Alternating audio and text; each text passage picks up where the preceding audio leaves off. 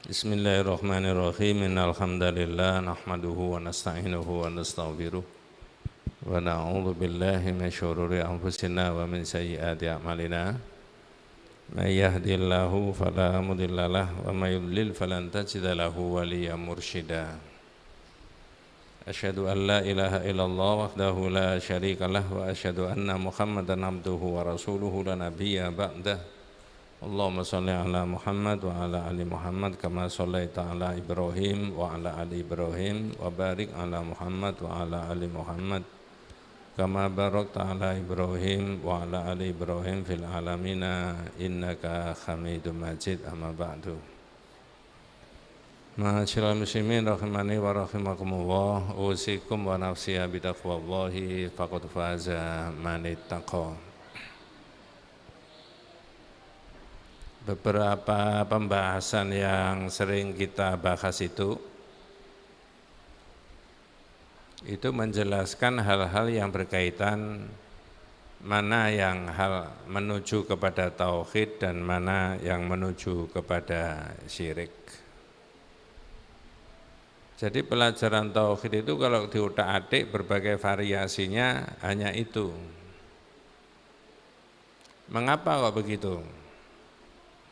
Dalam kitab Syarhu Usuli Tsalatsah, kitab tauhid yang lain lagi, itu ada keterangan wa a'dhamu ma amarallahu bihi at-tauhid wa huwa ifradullah bil ibadah. Sebesar-besar yang diperintahkan oleh Allah kepada manusia itu tauhid. Kalau diperbandingkan itu bukan sholat, bukan zakat, bukan berorganisasi, bukan taklim, tapi tauhid. Karena itu adalah dasar dan landasan orang itu menjadi baik dan masyarakat itu jadi baik. Apa yang sudah kita bahas lebih dari 20 judul itu, apalagi ini sudah mengulangi, itu tidak lain dan tidak bukan itu mengangkat harkat dan martabatnya manusia setinggi-tingginya dengan bertauhid itu. Maka rumusannya tadi wa a'dhamu ma amarallahu bihi at-tauhid huwa ifradullah bil ibadah. Sebesar-besar yang diperintahkan Allah tauhid. Dibalik sekarang. Wa a'dhamu ma nahallahu anhu huwa asyirik. Dan sebesar-besar yang dilarang oleh Allah itu perbuatan syirik. Dengan berbagai macam variasinya. Di dalam kitab Firqatun Najiyah wa Ta'ifah Al-Mansurah, syirik itu ada diterangkan anwa'us syirikil akbar. Macam-macamnya dari syirik besar. Ada asyirku fid du'a, syirik di dalam berdoa dan permohonan. Ada asyirku fi sifatillah, syirik dalam sifat-sifatnya Allah, disyirikkan. Saya tidak menerangkan ini, tapi sekedar tahu saja. Kemudian ada asyirku fil mahabbah, syirik dalam bercinta. Kelihatannya bahasanya itu bukan bahasa kitab, tapi itu bahasa kitab. Apa maksudnya? Sepintas, orang kalau sudah syahadat tentang Allah, itu konsekuensinya mencintai Allah, mencintai Rasulullah. Kalau sudah mencintai Allah dan mencintai Rasulullah, posisi mencintai yang lain-lain, kadarnya, itu dibawa bayang-bayang cintanya kepada Allah dan Rasul. Tidak berarti kita ini tidak boleh mencintai keluarga, famili, kedudukan, jabatan, uang, dan sebagainya. Enggak. Justru mobilisasi lalu lalangnya manusia itu karena ada punya rasa cinta. Dan cinta itu kalau dikelola dengan sebaik-baiknya akan bisa menimbulkan sikap yang positif bagi seseorang itu. Tapi jika tidak, bisa menjatuhkan harkat dan martabatnya manusia. Makanya ada rumusan asyirku fil mahabbah, syirik dalam bercinta. Yang kita lihat tiap hari di YouTube itu orang ditangkap KPK, boleh jadi KPK-nya sendiri yang ditangkap ya, misalkan begitu ya. Itu karena ada itu tadi, mencintai duniawi, benda, barang, orang, uang, tambang, itu lebih dominan, lebih utama daripada cintanya kepada Allah. Ngukurnya bagaimana? Gampang. Ketika ada dua keinginan tadi berlawanan, yang dimenangkan ya Allah dan Rasulnya, syariatnya. Enggak boleh mas, udah. Nah sekarang kan tidak. Nah di situ variasinya syirik itu. Nah ibu-ibu dan bapak-bapak sekalian, adik-adik, sekarang ini agak beda bahasanya. Tapi juga mengarah kepada tadi pembahasan mengenai tauhid. Apa judulnya? At-taghlid fi man abadallah inda qabri rajulin sholih. Fa kaifa idza abadahu? Diterjemahkan dalam kitab itu kalau bawa kitab bab yang ke-20. Sikap keras Rasulullah SAW terhadap orang yang ibadah kepada Allah di dekat kuburannya orang yang dianggap soleh. Mudah-mudahan tidak salah paham ya. Saya ulangi dalam bahasa itu, di HP saya juga ada. Sikap keras Rasulullah terhadap orang yang beribadah kepada Allah di sisi kuburan orang yang dianggap soleh. Maka bagaimana jika orang soleh itu disembah? Pikiran begini ini bukan mengolok-olok orang, enggak. Tidak boleh dalam kajian mengolok-olok pendapatnya orang. Tapi pikiran begini ini memberi penjelasan kepada kita bahwa ada yang dilakukan orang itu dari diteropong dari tauhid itu nanti posisinya bagaimana hukumnya. Itulah maksudnya itu di situ. Nah sebelum itu ibu dan bapak sekalian, para jamaah yang dirahmati Allah Subhanahu wa taala, jenengan bisa membuka sepintas saja ya di Al-Quran surat 39 ayat yang ketiga. Surat berapa tadi? 39 Az-Zumar ayat yang ketiga. Sebenarnya orang meninggal dimakamkan itu mulai zaman dulu. Agama-agama samawi itu menjelaskan dan memerintahkan supaya orang itu ketika ada orang meninggal dimakamkan.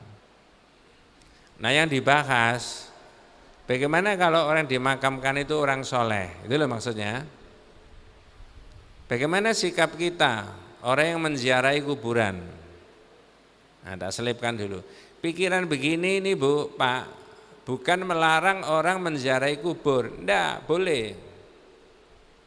Ya, saya mendengar sayup-sayup di YouTube beberapa orang mengatakan bahwa kajian-kajian model begini pakai kitab ini adalah melarang ziarah kubur. Enggak. Tidak ada. Justru ya para ulama yang menulis kitab tauhid ini mengarahkan supaya ziarah kubur itu sesuai dengan yang diajarkan oleh Nabi. Itu yang benar. Dua ya, yang saya dengarkan dari sini itu berbagai macam itu. Ya.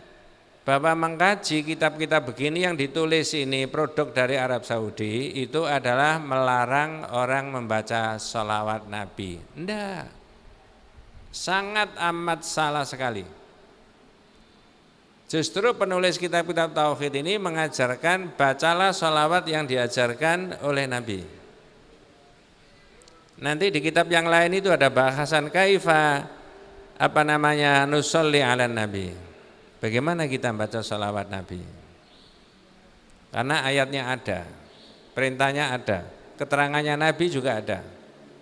Yang menjadi bahasan adalah kalau dipakai perbandingan, ketika perintah haji dan umroh manasiknya ikut Nabi. Ketika perintah puasa, maka caranya puasa, batalnya puasa, kapan puasa ikut Nabi, diperagakan sama Nabi. Ketika ada perintah wudhu, maka caranya wudhu juga diperagakan oleh Nabi. Semua diperagakan, tapi ketika ada perintah baca salawat, ya ayyuhalladzina amanu sallu alaihi wa sallimu taslima, maka dilafalkan oleh Nabi cara mengajarkannya. Entah sengaja atau tidak, seolah-olah yang berfaham seperti yang ada di dalam kitab ini seolah-olah tidak mencintai Nabi sehingga tidak pernah membaca sholawat Nabi. Bukan. Yang kita baca sholawat yang diajarkan oleh Nabi. Itulah sehingga saya dengan lantang berani mengatakan salawat Badar, salawat In'am, salawat Fatih, salawat Nariyah, salawat Munjiyah, salawat Tibil Qulub tidak pernah diajarkan oleh Nabi. Lihat dalam kitab Firqatun Najiyah. Ini bukan mengolok-olok, sama sekali tidak ada yang diolok-olok. Menjelaskan kepada ini yang ikut ngaji. Dan siapa saja yang bisa join berikutnya. Nah, tadi saya minta ya, ini prolognya terlalu berdele-dele ya. Itu membahas surat Az-Zumar tadi Pak ya. Ya, ayat yang ketiga. Ala lillahi dinul khalis walladzina takhadhu min dunihi awliya ma na'buduhum illa liyuqarribuna ilallahi zulfa. Innallaha yahkumu bainahum fima hum fihi yakhtalifun. Innallaha la yahdi man huwa kadzibun kafar. Apa maknanya? Dalam bahasa kita terjemahnya ingatlah hanya milik Allah agama yang murni dari syirik.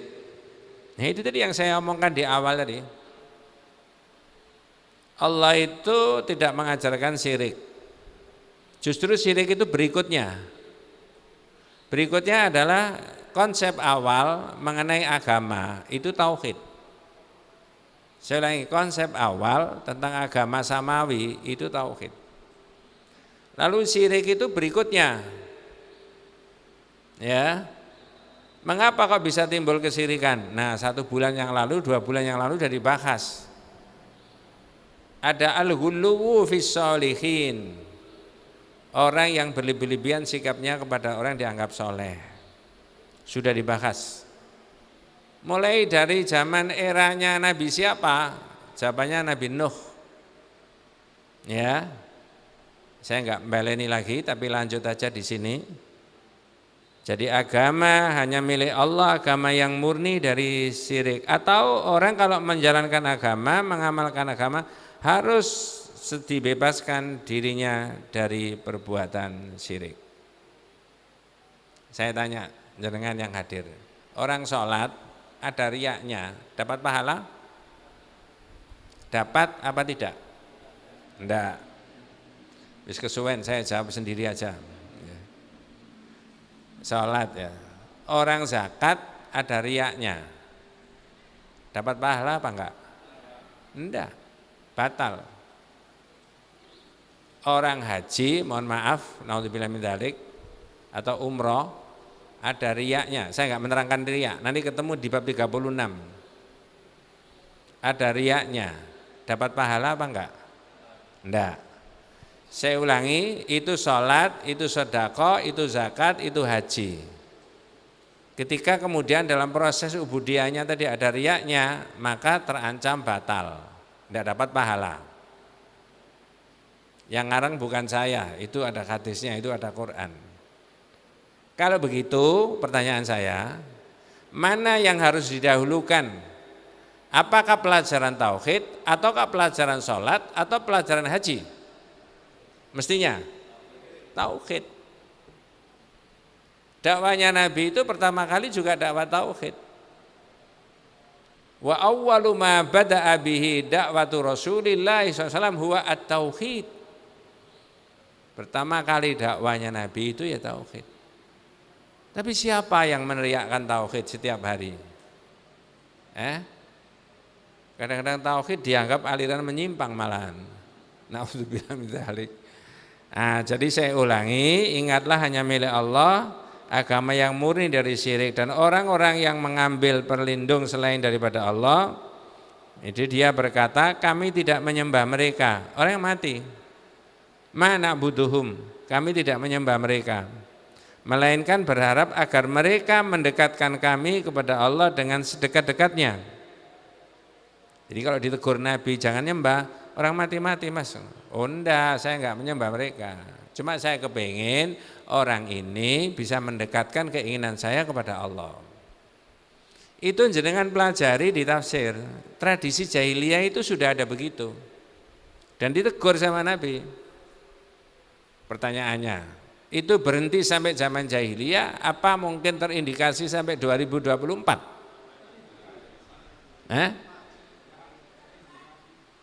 Iya, tapi jangan emosi, biar tenang aja. Iya, jadi dakwah tauhid itu tidak boleh berhenti. Ayatnya ada. Innallaha yahkumu bainahum fima hum fihi yakhtalifun. Nanti dihukumi Allah terhadap perbedaan-perbedaan akidah tadi. Innallaha la yahdi man huwa kadhibun kafar. Sesungguhnya Allah tidak memberikan hidayah kepada orang yang pendusta dan orang yang kufur. Nah, sekarang langsung di kitabnya saja. Kitab ini menerangkan begini, Pak. Judulnya tadi At-Taghlid fi man abadallah inda qabri rajulin saleh. Kalau saya terjemahkan bebas, orang yang beribadah kepada Allah semakin serius ibadahnya, semakin sungguh-sungguh. Mengapa semakin serius dan semakin sungguh-sungguh? Karena ibadah itu dilakukan di dekat kuburannya orang yang dianggap soleh. Dari mana kita bisa mengetahui? Hadits sahih dari Aisyah. Anna Umma Salamah dzakarat li Rasulillah kanisatan ra'adha bi ardil khabasati wa ma fiha minas suwari. Jadi Aisyah cerita bahwa Ummu Salamah tanya sama Nabi. Nah, sekarang saya tanya, Ummu Salamah ini siapa? Istrinya Nabi Aisyah. Ya wes, sampai di situ aja. Jadi yang tanya Ummu Salamah, yang tahu Aisyah. Andai kata bisa direkam itu waktu di video. Apa yang ditanyakan? Kanisatan ra'adha bi ardil khabasati wa ma fiha minas suwari. Gereja yang dia lihat di Ethiopia, karena sebelum hijrah ke Yathrib kan ke Ethiopia. Kalau pakai bahasa sederhana, Ummu Salamah itu tanya sama Nabi, Nabi itu loh, jenengan ingat nggak pada waktu kita hijrah ke sana? Waktu itu Ummu Salamah belum jadi istrinya Nabi. Kok ada gereja lalu ada patung-patungnya ya? Itu apa itu? Perhatikan jawabannya Nabi. Ulaika idza mata fihi rajulus salih awil abdus salih banau ala qabrihi masjidan.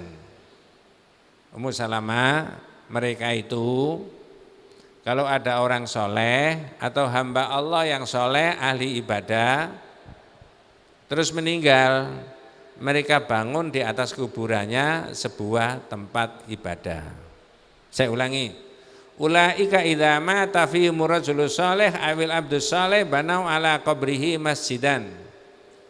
Mereka itu kalau ada orang soleh meninggal atau hamba Allah yang soleh meninggal, mereka bangun di atas kuburannya sebuah tempat ibadah. Pertanyaan saya begini,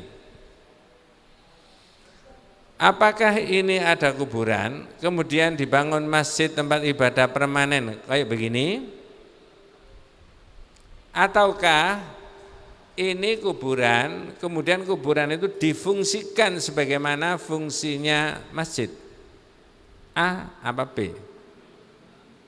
C enggak ada.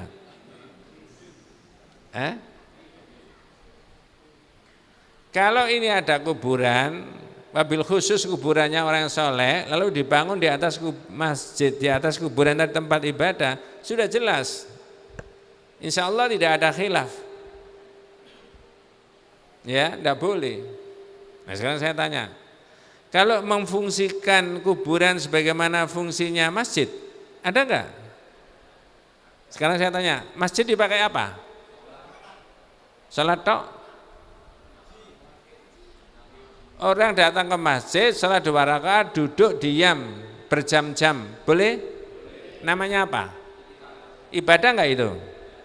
Boleh enggak dilakukan model kayak begitu di kuburan?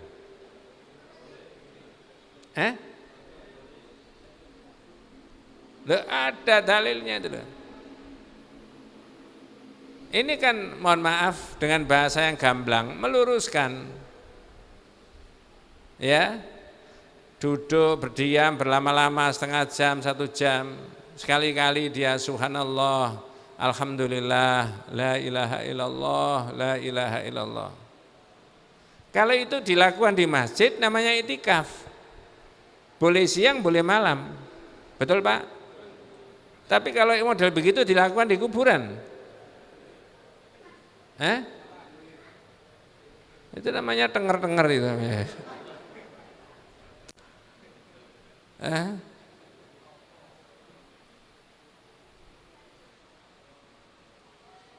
Nanti lebih tajam lagi bab 22.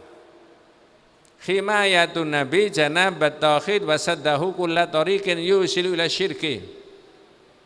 Upaya Rasulullah dalam memelihara syirik dan membendung upaya Rasulullah dalam memelihara tauhid, mohon maaf ya, dan membendung setiap jalan yang menuju kepada syirik. Jadi Ummu Salamah tadi tanya sama Nabi, kok dulu ada patung-patungnya? Dengan tegas Nabi mengatakan, ulaika idza mata fihim rajulus shalih awil abdus shalih banau ala qabri masjidan. Itu kalau ada orang mati, orang soleh itu dibangun di atas kuburannya masjid. Artinya memfungsikan kuburan sebagaimana fungsinya masjid. Wasawwaru fihi tilka suwar. Lalu dibuat rupaka-rupaka, patung-patung. Ulaika syirarul khalqi indallah. Itu sejelek-jelek makhluk di hadapan Allah. Itu keluar dari lisannya siapa kata-kata itu? Nabi. Ya terserah orang mau manut atau tidak, wong itu dari Nabi. Itu loh.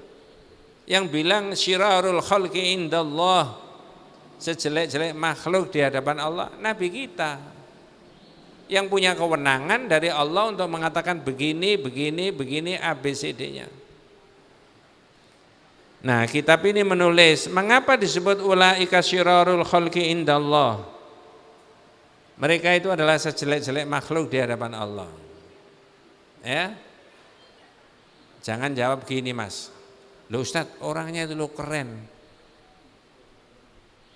Pakai kopiah putih, baju putih, semuanya ke situ kan. Tempat kuburannya itu ada keramiknya, ini lebih indah itu daripada langgar di tempat saya.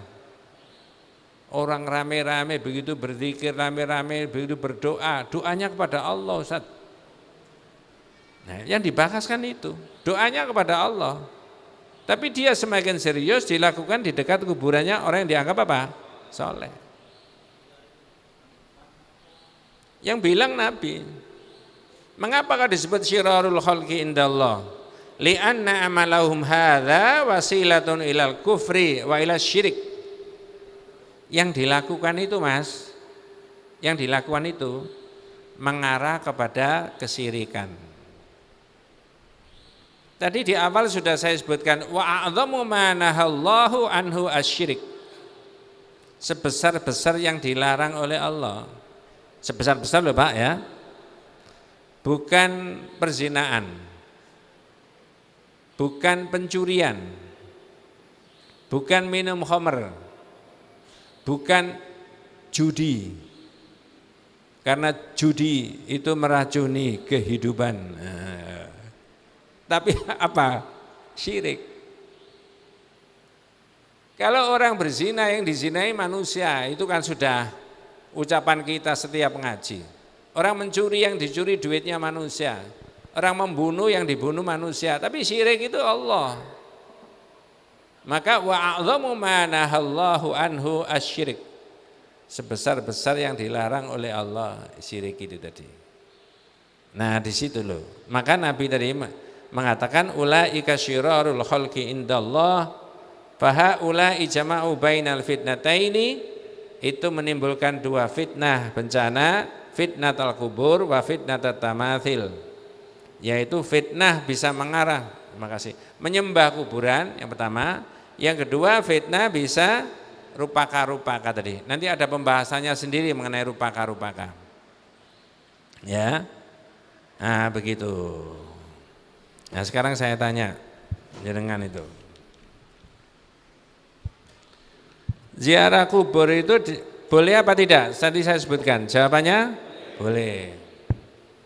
Kemudian ya, yang ada dalam benak kita, orang berziarah kubur itu apa maksudnya? Jenengan jawab, pilih jawaban satu di antara dua. Pakai bahasa Arab dulu. Mudah-mudahan saya tidak salah membaca. Faziyaratul lati yuqsadu minha al-intifa'u bil amwat. Yang satu ziyaratul lati yuqsadu biha naf'ul amwat wal i'tibari bi khalihim. Saya terjemahkan bebas. Apakah ziarah kubur itu maksudnya A, mengambil manfaat dari orang yang telah meninggal, ataukah B, memberi manfaat kepada orang yang telah meninggal? A apa B? Bedanya apa? Kalau A itu mengambil manfaat, orang bisa mengambil bagian-bagian tertentu yang ada di sana kanan kirinya kuburan. Kesempatan bumbung di makamnya orang yang dianggap soleh, itu kan mengambil manfaat. Kesempatan bumbung di sini mengambil bagian. Mohon maaf, lebih ironis lagi kalau mengambil segenggam tanah dibawa pulang. Mengapa? Karena meyakini yang dimakamkan di sini orang yang soleh, hafal Quran. Ya, sehari bisa menghatamkan sampai 3.600 kali. Ya, misalkan. Terus orang itu ngambil segenggam dibawa pulang karena anaknya nggak bisa ngaji, diajari ngaji angel, diambilkan ini. Kira-kira tambah iso ngaji apa tambah? Ya, ini rada guyon yang ini. Tapi ada nggak orang mengambil bagian dari tadi? Itu namanya al-intifa'u bil amwat, mengambil manfaat. Yang disunahkan oleh Rasulullah apa? Naf'ul amwat. Kehadiran panjenengan dan saya itu memberi manfaat kepada orang yang wafat. Dalam bentuk apa memberi manfaat? Ya, memberi manfaat pun harus mengikuti yang diajarkan oleh Nabi. Karena orang datang ke kuburan dari rumah pamitan keluarga mau ziarah kubur, ini sunnah, melangkah ke arah sunnah. Tapi kalau orang pamitan keluarga ke mall itu bukan, nggak ada tata caranya. Sampai mau naik lift, mau naik tangga, mau lewat sana. Tapi kalau kuburan ada. Jadi itu loh. Ya, saya punya kitab yang khusus bahas mengenai ini. Judulnya Hujratun Nabi sallallahu alaihi wasallam tarikhuha wa ahkamuha. Kamarnya Nabi, sejarahnya dan hukumnya. Kalau jenengan sekarang itu ke Madinah ya enggak ketemu kamarnya di mana itu. Tapi ancer-ancernya mungkin ya bisa diketahui, sekarang jadi mihrab, sekarang jadi ini dan sebagainya. Kamarnya Nabi kok bisa berubah? Ya karena ketika Rasulullah masih hidup, kamar itu dipakai sholat, dipakai ngaji, dipakai berdoa, dipakai dengan keluarga. Tapi ketika Rasulullah wafat lalu dimakamkan di situ, berubah enggak satu kotak di kamarnya Nabi tadi hukumnya? Berubah. Ibaratnya ibu-ibu dan bapak-bapak sekalian, kalau ada lapangan 100 kali 100 meter, dipakai layangan boleh enggak? Boleh. Dipakai tablek akbar boleh? Boleh. Masuk di lapangan pakai berdoa? Allahumma barik lana fi ma razaqtana, begitu dah. Itu doa apa itu? Tapi 100 kali 100 meter kali 100 meter tadi sudah difungsikan atas kesepakatan masyarakat sebagai kuburan. Ini hukumnya berubah. Mas, ini ya Pak, kemarin itu lapangan, sekarang fungsinya sudah berubah. Sudah disepakati jadi makam dan banyak orang-orang soleh solihah dimakamkan di situ. Lalu dipagari. Hukumnya berubah enggak? Masuk ke situ boleh mencolot saya enaknya? Ada doa enggak sekarang? Ada. Di situ diterangkan itu. Hujratun Nabi SAW tarikhuha wa ahkamuha. Kamarnya Nabi, sejarahnya dan hukumnya. Nah, titik tekannya yang ada di sini tadi diterjemahkan bebas dalam bahasa Indonesia, sikap keras Rasulullah SAW terhadap orang yang beribadah kepada Allah. Beribadahnya kepada Allah, Pak. Mintanya kepada Allah. Tapi semakin serius karena itu dilakukan di dekat kuburannya orang yang dianggap apa? Saleh. Orang tidak boleh merekayasa tempat ini, tempat itu yang afdol. Karena penentuan tempat yang afdol untuk ibadah atau waktu yang afdol untuk beribadah itu Nabi kewenangannya. Orang nggak boleh merekayasa. Nah, di situ yang disebutkan dalam keterangan ini. Ya. Kemudian ada keterangan lagi, hadisnya sahih, Bukhari Muslim. Tadi saya juga melihat di Rahiqul Maktum Sirah An-Nabawiyah. Hadis ini juga diambil maknanya. Apa? Walahuma anha, dari Aisyah juga hadisnya diriwayatkan Imam Al-Bukhari Muslim. Qalat lamma nuzila bi Rasulillah tafika yatrahu khamisatan lahu ala wajhihi. Fa idza khtamma biha kashafaha.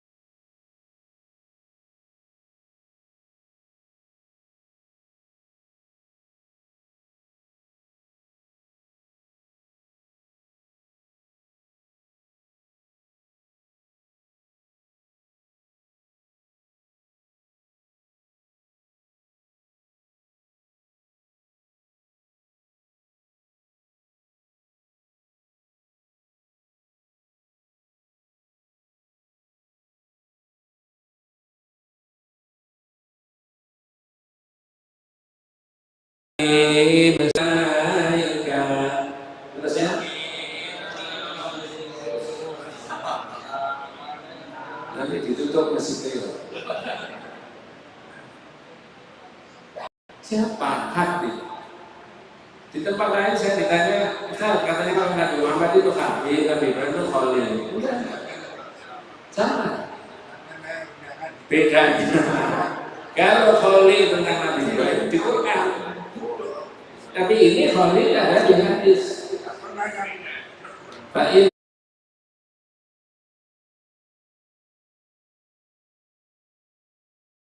takhaddu Abu Bakrin Khalil. Andai kata saya itu boleh menunjuk Khalil di antara kalian sebagai sahabat, Abu Bakar saya tak tunjuk. Jadi hadis ini dimasukkan dalam pembahasan yang agak beda. Sepertinya konteksnya keluar daripada judul, tapi yang ada judulnya ini berikutnya. Ala wa inna man kana qablakum kanu yattakhiduna qubur anbiya'ihi masajid. Ketahuilah umat-umat sebelum kamu banyak menjadikan kuburan Nabi sebagai masjid. Ala fala tattakhidul qubur masajid. Jangan jadikan kuburan sebagaimana? Halo, jangan jadikan kuburan sebagaimana? Masjid. Fa inni anhaakum an dzalik. Saya melarang kamu begitu. Udah kemenangannya Nabi, Pak. Ya. Nanti bab berikutnya, kalau ini yang bab ini titik tekannya tidak boleh menjadikan kuburan sebagaimana masjid, ya, memfungsikan. Nanti bab-bab berikutnya larangannya apa? Tidak boleh menjadikan rumah sebagaimana kuburan. Bukan kalangan orang ini, dan ini bukan menolak Allah. Dan ini bukan larangan ziarah kubur, pikiran kayak gini boleh. Nah, begitu. Ya. Allahu a'lam. Ya. Mudah-mudahan kita semuanya diberikan rahmat barokah hidayah Allah Subhanahu wa taala dan Allah wa yakum ajmain. Kita tutup dengan doa kafaratul majlis. Subhanakallahumma wa bihamdika asyhadu an la ilaha illa anta astaghfiruka wa atubu ilaik. Assalamualaikum warahmatullahi wabarakatuh.